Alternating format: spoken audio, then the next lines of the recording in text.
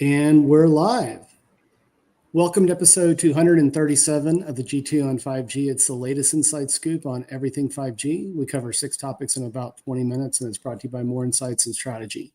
I'm Will Townsend, and joining me again this week is fellow analyst Anshel. Let's get started with my first topic. But before we do, let's talk some baseball, my friend. So my Astros, Jordan is, obviously injured, but we swept the Rangers, so I'm pretty excited about that. And I've been kind of keeping tabs on your Padres. How are they doing? They're okay. I think they'll make the playoffs. Pretty sure they will.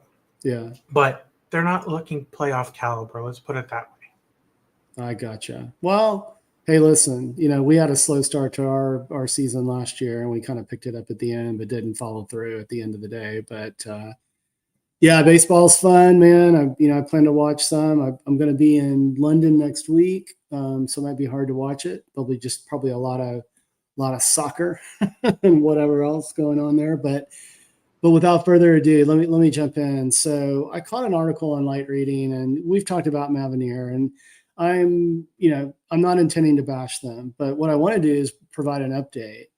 And this article sort of highlights what the Mavenir CEO believes could revitalize the company. And surprise, surprise, it's agentic AI. And, everyone's talking about agentic AI and the opportunity for, driving, full-scale automation and that sort of thing.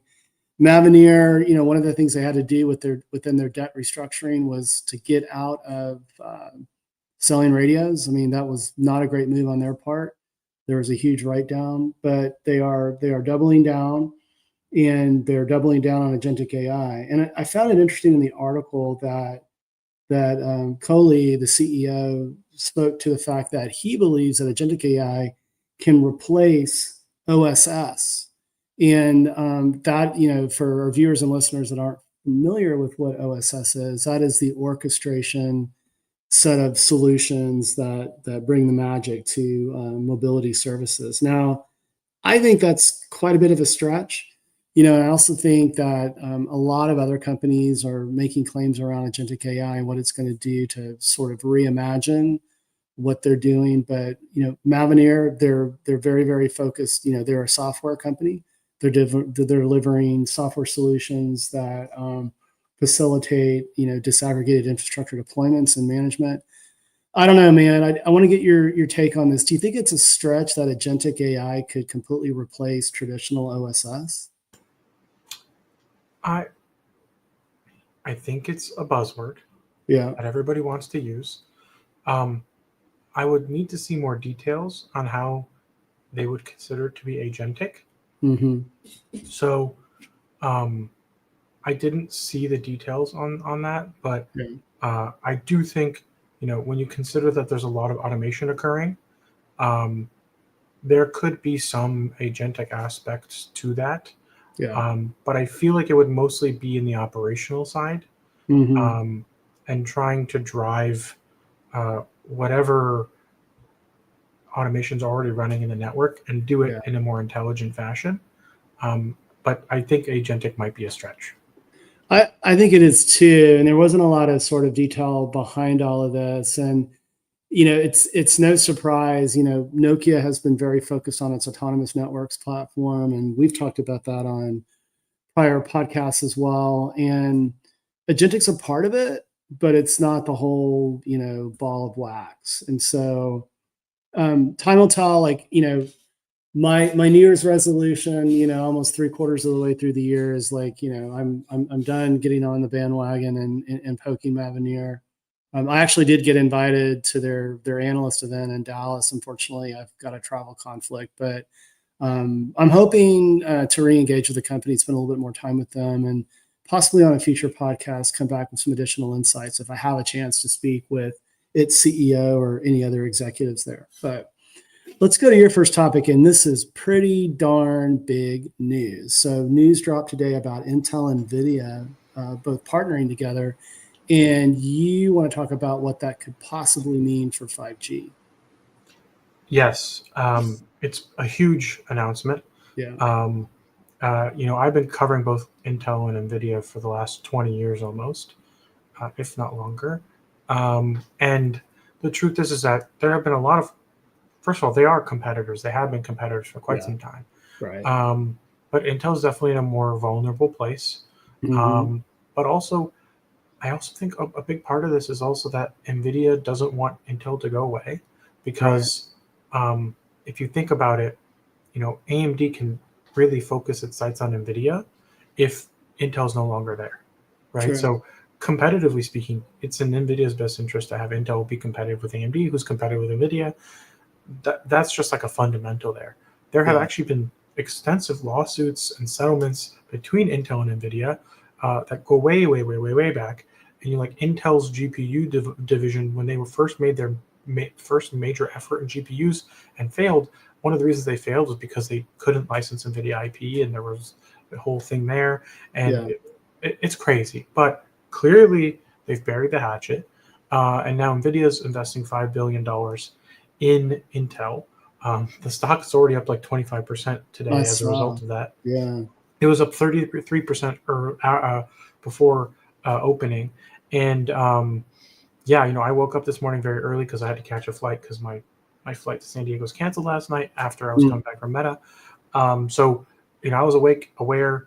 Of course, our principal analyst, Pat, was like way ahead of it, and have a lot of similar thoughts. But I've been bombarded with requests of everybody, because it's really such a big deal. Because when you think about what that means, is now Intel CPUs can directly connect to NVIDIA GPUs through NVLink, and that could actually empower even more powerful 5G and 6G radio and AI at the edge.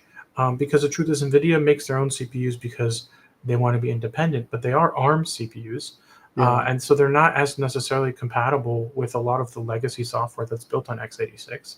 So now NVIDIA can give their customers choices of x86 or ARM directly connected to NVLink and not using PCIe, which is a slower interface in a lot of ways.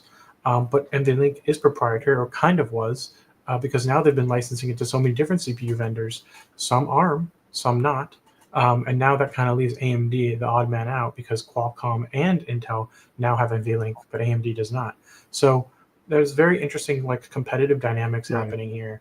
And this also brings NVIDIA closer to Intel, who is a foundry, but they were very careful about saying that it has nothing to do with Intel Foundry, and that NVIDIA is not suddenly it's not a foundry deal.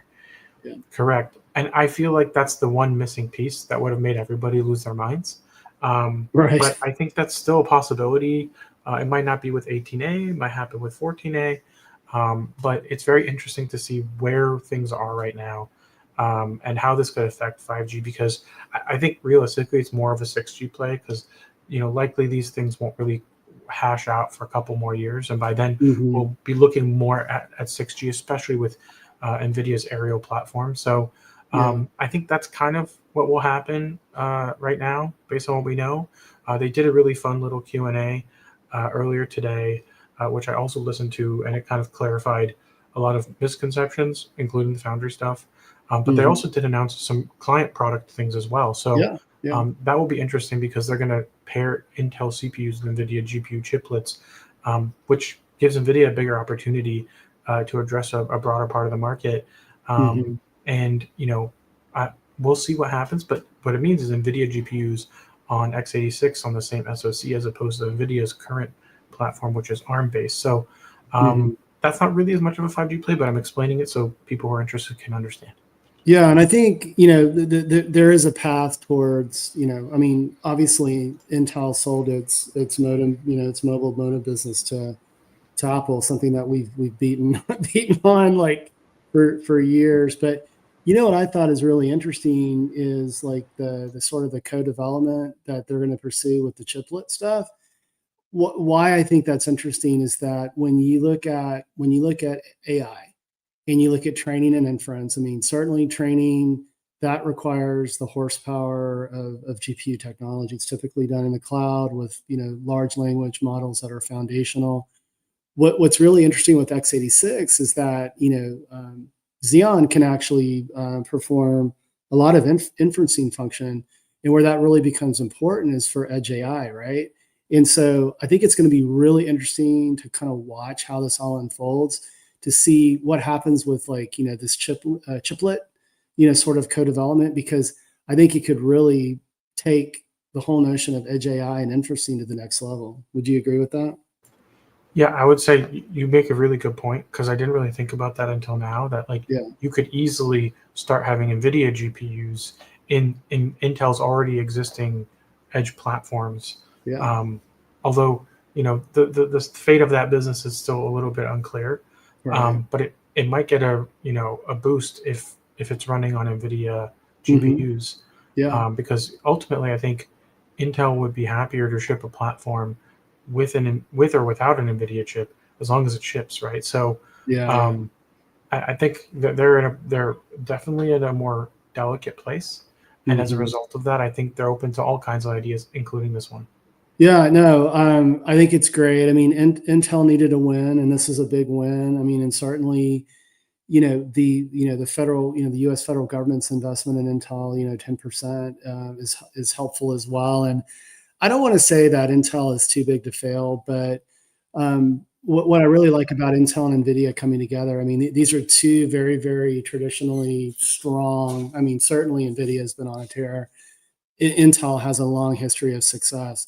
And this brings two very, very important strategic American semiconductor companies together. And I think that's a good thing from my perspective. So, but it'll be fun to watch for sure. But hey, let's go to my second topic, and I want to talk about voice over new radio. And I had no idea who Mass Orange was, and I'm assuming it's a regional section or division of Orange. But so Mass Orange, they're actually the largest mobile network solution provider by subscriber in Spain, and they have now officially commercially launched their 5G voice over NR service. And what they're stating is that, and it's available in all of the major cities, Madrid, Barcelona, and a few others, Santiago, and a few others that I can't pronounce, even though I took Spanish in high school and college. But we've talked about Mavenir in the past, and its advantages compared to legacy voice services. It can support high definition audio using HD voice and codecs, lower latency for faster call setup, uninterrupted multitasking with simultaneous data use, and improved capacity to handle more connections in dense environments. So I think this is interesting. Will it have a huge impact in Spain versus other parts of the world? Time will tell. But what do you think about this? It's a pretty big deal. My understanding is that Mas Orange is a kind of like a joint venture between Orange and MásMóvil. Okay. And when I did the research on this, I didn't realize it's like a bunch of different brands. So and I've used a couple of these. You'll be familiar with these names: Orange, Yoigo, Jazztel, MásMóvil, Pepephone, Simyo, Leica Mobile, Lebara, Yamaya, Escucatel, and Telecable. So they have a lot of brands. It's like a 50-50 JV, probably like a merger of assets in Spain. So that's why they're so big. But yeah, I think when you see Voner really being deployed, it's gonna massively improve, first of all, bandwidth utilization, but also voice quality, right? Like there are some people like my mom who like still talk on the phone. Still talk on the phone. Still talk on the cell phone. And I'm like blown away. But the truth is, like, she's on the phone all the time, and I couldn't get her to switch because she was always complaining about phone calls, and then she switched to T-Mobile because she traveled a lot. So I just think that we're in a place where it's kind of necessary to make the switch, especially since most users' devices are capable. So it's kind of a no-brainer at this point. And I'm actually a little surprised it took this long, but they are fairly large. they have, 37 million broadband and mobile lines. So it's not a small by any means. And that's a lot of users to service. But they're a very big company, and I'd love to see more companies do it. Yeah, same on my side. And like I said, I mean, they weren't on my radar screen. What's interesting too, I did a little bit of further research, and they also claim to have deployed the country's first 5G advanced network in Seville, where my youngest daughter did a study abroad with Texas Tech University. So it seems like they're a very progressive, operator, and you need standalone to do all of this stuff. So I think it's good stuff. It could be a model for other parts of Europe to follow. But with that, I know you want to talk about Meta, and they've released a new set of AI smart glasses. You and I were talking about this a few weeks ago. It's like you said, hey, there's something new coming, but I can't talk about it. I'm under top secret NDA and that sort of thing. But you were also at an event, weren't you, for Meta? Yes. Okay. So they had their event yesterday. Mm-hmm. I was there. I can talk about all the things that I've seen and done. Mm-hmm. They basically announced a whole new line of smart glasses, which none of those have 5G connectivity, but they are going to connect to your phone and leverage AI on your device over 5G to put AI on your face. I stupidly left my glasses in my backpack, which is in another room, so I can't use it as a showcase for anything other than my own stupidity. But don't be so hard on yourself, buddy. Don't be so hard. They announced second generation Meta Ray-Bans. So those double the battery life and improve the image quality by double to 3K video. They also introduced they're called Meta Oakley Vanguards, which are the wraparound glasses. And I kid you not, you will not be able to tell that they look different from regular Oakleys. They just are fully integrated. And everybody I know who's into sports of any kind are all about it. Like everybody's saying, for cycling, they will automatically adjust the volume based on your speed. Oh man, I'm buying a pair because I ride bikes. I own like 4 and they connect to your Garmin and your Strava, and you can like track all your rides and upload your rides and photos and videos of your rides, and you can do 120 frame slow motion video. It does hyperlapse. You can record your rides. It has 9-hour battery life, so you can just record the whole ride. Like it's that kind of stuff. It's like they're doing everything people want to see. Imagine people are going to wear these for skiing, for snowboarding, for surfing, like all these different kinds of things. We're going to get so much content, and people are going to love it. And it's so much louder than every other pair of Meta Ray-Bans that like it's 6 decibels louder. So like literally you can be surfing and still hear the music. You can take calls from the slopes and like do a phone call while you're skiing or snowboarding. I mean, there's so many possibilities. I want them to put them on some baseball players so they can wear them like out in the outfield and like catch a ball. I'm really excited about that. That would be cool. Like they just released a video today with all of the athletes that they've already signed. Like I'm trying to think of who they have. But it's like all of some of the best athletes in the world that they've already signed to use these glasses, and people are like, oh my God, I need a pair. They're $500 starting price, which isn't crazy when you consider Oakleys are already pretty expensive. And these ones have quite a bit of functionality as well. And they still have, Meta AI on top of all that. So you can like voice text family, you can ask it questions. But what is lacking is a display, which is what the new version of the Meta Ray-Bans with the display are doing. So you're going to have one display in one eye. It's a color display, and you can actually, it comes with a wristband you can wear to control it. So one of the cool motions that they're working on is the ability to turn volume by just turning your fingers like this, like a dial. So my BMW X6, I can do that with I do like this little. But then you can also type on the surface of a table, or you manipulate things in that screen, including navigation. It can also give you like real-time translation while people are talking to you. It can even give you captions. So like if you're in a really loud place, you can just caption what they're saying in case you can't hear it that well. And there's even some amplification features for listening to people.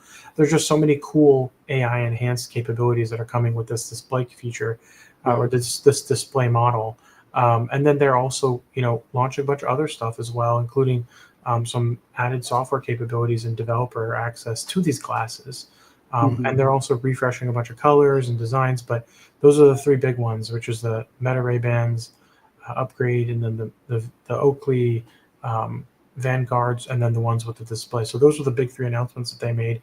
They made some other smaller VR announcements, like they have their own engine now that will actually be powering all the AR and VR stuff, because AR and VR are very similar in a lot of ways.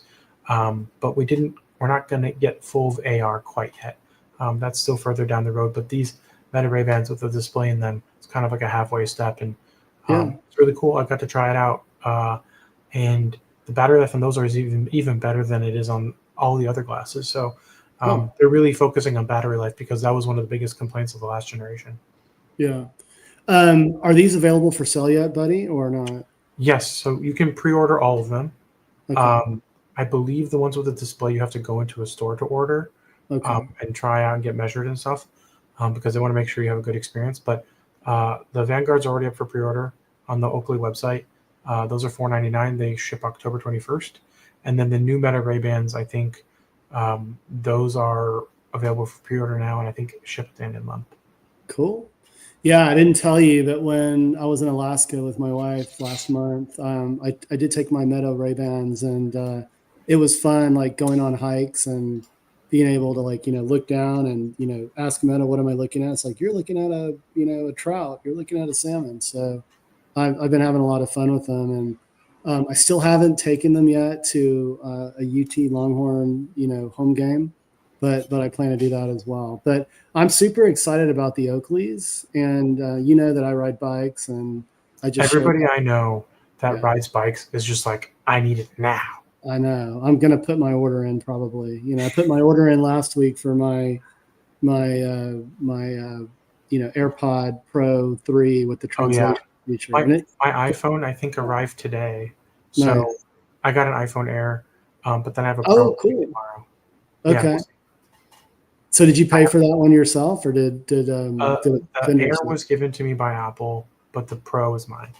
Gotcha. Cool, man. I can't wait to check it out next time I see you. Yeah, the Air looks really cool, so I can't wait to check it out next time we're together. Yeah, another me not getting something and being able to show it off as a prop for our podcast. There you go, man. Let's just say I've had a very rough last 48 hours, so it's a miracle I'm even stringing sentences together.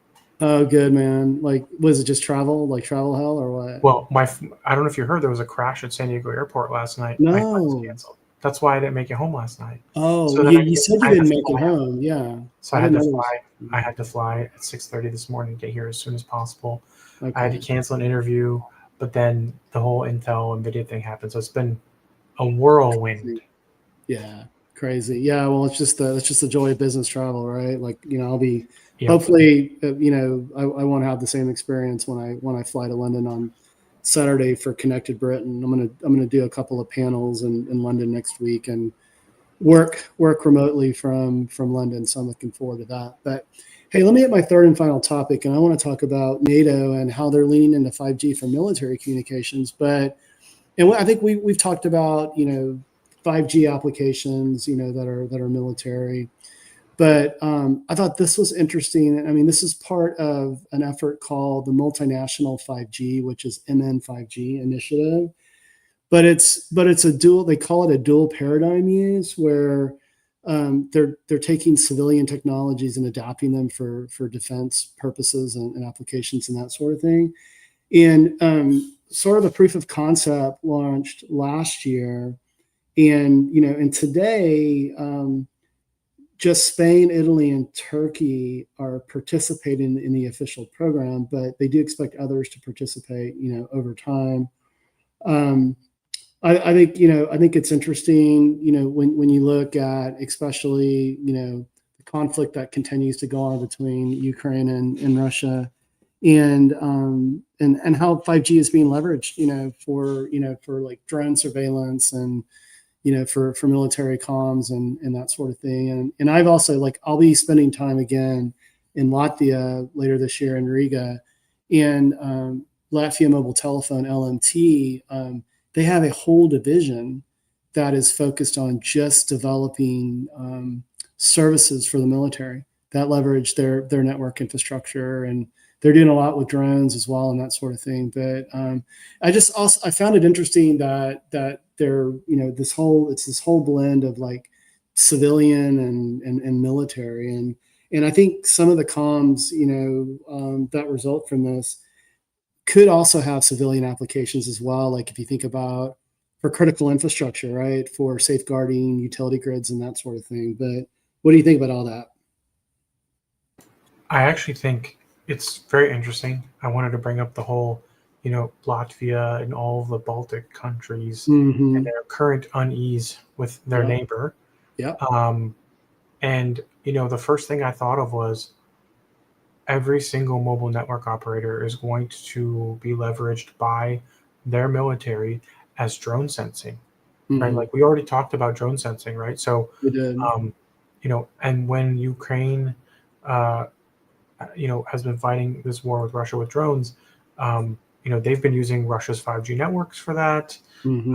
And, the Russians recently flew drones into Poland, and Poland didn't really have any infrastructure in place to ward off these drones or to fight them effectively.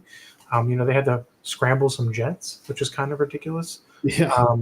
So now the Ukrainians are training them on drones. But yeah, I just think, drones are going to be a big part of warfare now. And I think 5G networks are going to become a big component of how those drones are detected and hunted down and shot down.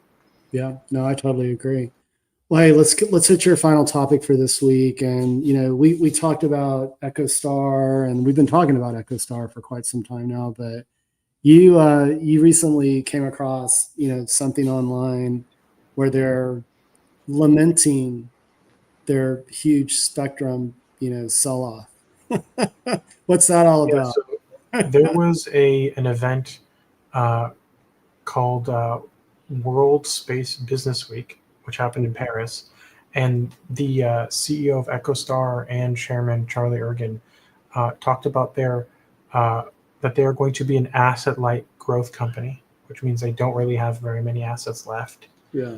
Because they've auctioned most of them off to the tune of, was it billions, $30-40 billion? But they do have a lot of cash now. And he said that it was a forced pivot that they had to make by disposing of their spectrum.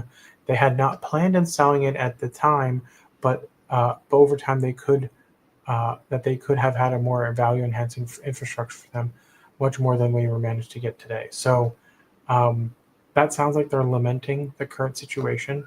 I will say those who are invested in the EchoStar are not upset because I believe their stock is at its highest it's ever been. Stock's up. So, the shareholders are happy, and so are AT&T and SpaceX. The stock has dropped off from its high, but it's still the highest it's ever been. I just think that I feel for them to a certain degree, but also the truth is Charlie's always had this reputation of being a spectrum squatter. So I think that the FCC ran with that and forced their hand. Do I think that should have happened the way it went down? No. But it did happen much more quickly than if they had been forced to give up their spectrum and a new auction had occurred. I do think there should have been an auction because everybody should have had a chance to buy that spectrum. And I do think AT&T and SpaceX likely got that spectrum at a deal relative to if there was an auction. But the truth is that EchoStar shareholders did get a premium on what the spectrum was paid for. I think they doubled their money on both of them. So it's really unfortunate. It doesn't feel right to me, but I do think it will accelerate the pace of innovation because spectrum has become more available more quickly. And I think AT&T having more spectrum will make them more competitive with Verizon and T-Mobile, which is ultimately a good thing. Yeah, I agree. So, I read this article as well, and it got me thinking, like, when Charlie talks about they're going to be an asset light, whatever, enterprise, I mean, what does that mean? I mean, does that mean they're going to become like a SoftBank vision fund? Like, what's your interpretation of that? That's them saying they're going to be an MVNO without saying that they're going to be an MVNO. Okay. But I'll also say the CEO specifically said this was a forced situation for us. We actually had no way forward but to make the most of what we have, which we believe would have been far more value enhancing in the long term. But in the short term, we had to liquidate some of our spectrum to meet the needs of the nation and the FCC. Whoa, boy, that was a very State Department like response, wasn't it? But that's the quote. That's the quote that kind of got me to pull into this article and want to say something, because oh my god, they didn't really feel like that they were given a fair chance, even though I think they were to a certain degree. They really I wanted to use the word lament, and I am going to use the word lament because they really seem to be lamenting this forced pivot. And I'm glad they said something, because I felt like I was just inferring a lot. But when there's direct quotes like this, I feel a lot better saying that they were forced. There you go, buddy. Well, hey, my friend, it's been another great podcast. Why don't you take us home? Absolutely. We hope our viewers and listeners found this week's topics interesting. If anyone out there would like to provide insights on a future podcast for a future 5G topic, please reach out to us on social media. Will is at Will in Town Tech, and I'm at Anshel. We hope you have a great weekend, and please tune in again next week.